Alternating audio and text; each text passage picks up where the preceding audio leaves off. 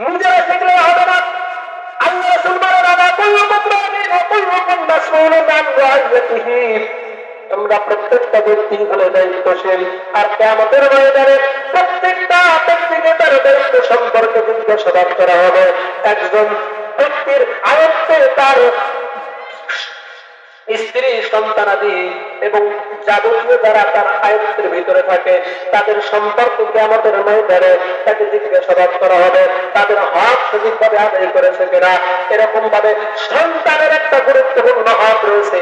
সন্তান যেমন জন্মগ্রহণ করার পর তাকে যেমন সপ্তম দিনে আকিকা করা, সুন্দর নাম রাখা, তার চাইতে একটা গুরুত্বপূর্ণ সন্তানের হক হলো পিতামাতার থেকে যেটা প্রাপ্য সন্তান, সেইটা হলো সন্তানকে ইলমে দ্বীন শিক্ষা দেওয়া। কি? ইলমে দ্বীন শিক্ষা দেওয়া, কোরআন হাদিসের শিক্ষা দেওয়া।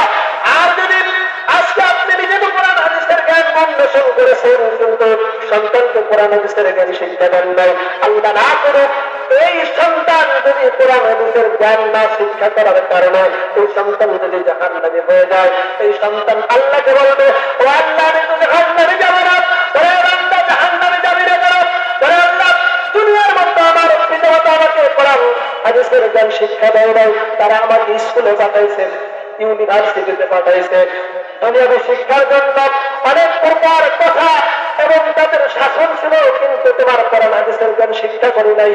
তার জন্য আমার পিতামাতার বিন্দু মাত্র কোনো আফসোস ছিল না, তাদের কোনো মেহনত চেষ্টা ফিকির ছিল না।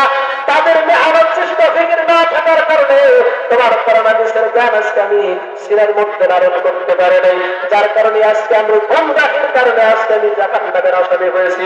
সুতরাং আপনি তাদেরকে আমার সামনে দেন, কেননা তারা যদি আমাকে দুনিয়ার মধ্যে কোরআন হাদিসের জ্ঞান শিক্ষা দিত, তাহলে আজকে আমি কোরআন হাদিসের জ্ঞান অর্জন করে সেই অনুযায়ী আমার জীবনকে পরিচালনা করে আজকে আমি জান্নাতে যেতে পারতাম, কিন্তু তাদের কারণে আজকে সেটা হইল না। আমার সামনে দেন, কোরআনে কারীমের মধ্যে আসছে নাজালহুমা তাহতা আকদামিনা লিয়াকুনা মিনাল আসফালিন।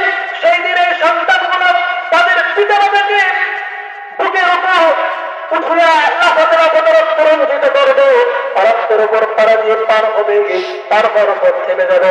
আল্লাহ বলবে, বান্দা তুমি জাহান্নামে যাও। বলে না, আমি জাহান্নামে যাব না। আমার জাহান্নামে যাওয়ার পিছনে আমার পিতামাতা তাদের হক থেকে গাফিলতি করার জন্য তারা মূল দেয়। সুতরাং তারা যেহেতু অপরাধী, তাদেরকে আমার সঙ্গে দেন। অবশেষে আল্লাহ তাআলা ওই সন্তানের সাথে ওই পিতামাতা তাকে ইলমে দ্বীন শিক্ষা না দেওয়ার কারণে জাহান্নামের মধ্যে নিয়ে যাবে। নাউযুবিল্লাহ। এই জন্য নিজেরা কোরআন হাদিসের জ্ঞান শিখবো, করবো, বুঝবো, মানবো এবং নিজেদের সন্তানদেরকে কোরআন হাদিসের শিক্ষা দেব ইনশাআল্লাহ।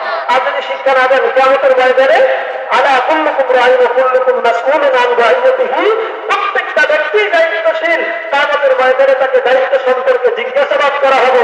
আর আপনার দায়িত্ব ছিল আপনার সন্তান, তাকে ইলমে দ্বীন শিক্ষা দেওয়া ছিল আপনার দায়িত্ব, কিন্তু সেটা না শিক্ষা দিয়ে আপনি বাংলা শিক্ষায় শিক্ষিত করেছেন। আমি বাংলা শিক্ষাকে তুচ্ছ তাচ্ছিল্য করতেছি না।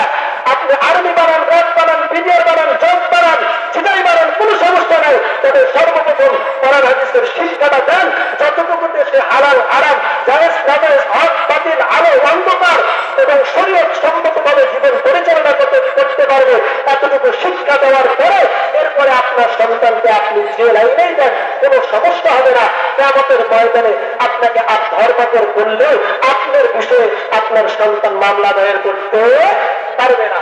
আল্লাহ তাআলা আমাদের নিজেদেরকে এবং নিজেদের সন্তানাদি এবং যারা আমাদের অধীনস্থ আছে তাদের প্রত্যেকটা ব্যক্তিকে কোরআন শেখা, পড়া, বোঝা এবং মানার মতো তৌফিক দান করুন। সকলে বলে আমিন।